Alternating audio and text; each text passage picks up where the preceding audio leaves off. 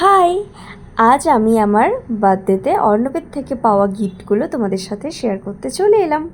তো প্রথমেই আমি দেখালাম একটা সুন্দর পার্স, এরপরই দেখালাম একটা সুন্দর কাপের মধ্যে একটা ঢাকনা আছে, সঙ্গে একটা চামচ দেওয়া আছে। তো এটা খুবই সুন্দর, মানে আমার খুব পছন্দ হয়েছে, খুব কিউট কিউট পান্ডা।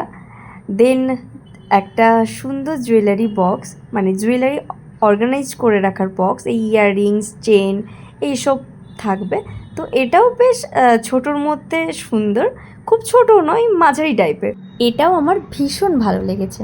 হ্যাঁ, এবার বলি, এই সুন্দর পার্স, কফি মাগ আর জুয়েলারি বক্সটা অর্ণব তার কালিগের পেজ জয় রাইট গিফট শপ থেকে নিয়েছে।